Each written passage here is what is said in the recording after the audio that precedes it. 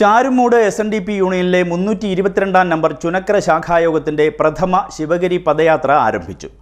ചാരുമൂട് യൂണിയന്റെ administrative committee അംഗവും Mavelikkara union joint കൺവീനറുമായ Gopan ആഞ്ഞിലിപ്പറ ഉദ്ഘാടനം ചെയ്തു. SNDP യോഗം ചാരുമൂട് യൂണിയനിലെ 322 നമ്പർ ചുനക്കര ശാഖായോഗത്തിന്റെ പ്രഥമ ശിവഗിരി പദയാത്ര ചാരുമൂട് യൂണിയന്റെ അഡ്മിനിസ്ട്രേറ്റീവ് കമ്മിറ്റി അംഗവും മാവേലിക്കര യൂണിയൻ ജോയിന്റ് കൺവീനറുമായ ഗോപൻ ആഞ്ഞിലിപ്പറ ഉദ്ഘാടനം ചെയ്തു. ജാഥ ക്യാപ്റ്റൻ രഞ്ജിത്ത് രവിക്ക് പീതപതാക കൈമാറിയായിരുന്നു ഉദ്ഘാടനം. ഭഗവാൻ ശ്രീനാരായണ ഗുരുദേവന്റെ അനുഗ്രഹ ആശീർവാദത്തോടുകൂടി 2 പേർ തുടക്കം കുറിച്ച ശിവഗിരി തീർത്ഥാടനം ഇന്ന് നാടിൻ്റെ നാനാഭാഗങ്ങളിൽ നിന്നും 100 കണക്കിന് പദയാത്രകൾ ഈ പറയുന്ന 30-31 ഒന്നാം തീയതിയോടുകൂടി ശിവഗിരി കുന്നിൻ മുകളിലേക്ക് എത്തിച്ചേരുകയാണ്.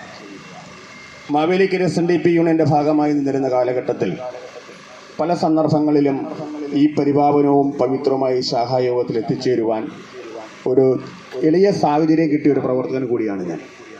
മാവേലിക്കര SNDP യൂണിയന്റെ പല സന്ദർഭങ്ങളിലും തിരുത്തൽ ശക്തികളായി നിന്ന് പ്രവർത്തിക്കുമ്പോൾ അന്ന് എന്നോടൊപ്പം നിന്ന് പ്രവർത്തിച്ച എൻ്റെ പ്രിയ സഹോദരൻ കൂടിയാണ് രഞ്ജിത്ത്.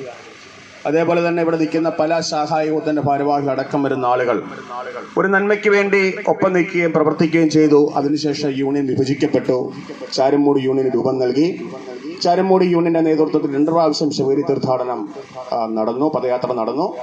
അതിൽ തന്നെ കൊല്ലത്തെത്തിച്ചേരുമ്പോൾ 2 വർഷവും ഇവർക്ക് വേണ്ട ഉച്ചഭക്ഷണമൊക്കെ കൊടുക്കാനുള്ള എളിയ സാഹചര്യവും ഈ എളിയ പ്രവർത്തകനായ എനിക്കുണ്ടായി. 3ാമത് വർഷം ഈ ശാഖായോഗത്തിൽ നിന്ന് പദയാത്ര ആരംഭിക്കുമ്പോൾ ആ പദയാത്ര ഉദ്ഘാടനം ചെയ്യുവാനായി ഭഗവാൻ ശ്രീനാരായണ ഗുരുദേവന്റെ അനുഗ്രഹത്താൽ ഇവിടെ എത്തിച്ചേരുവാനുള്ള ഒരു എളിയ ഭാഗ്യവും എന്നിൽ അർപ്പിക്കപ്പെട്ടു.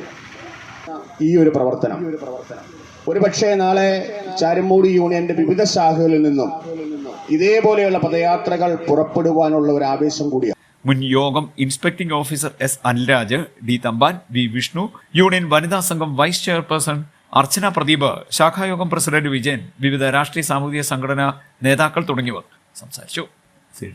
മാവേലിക്കര.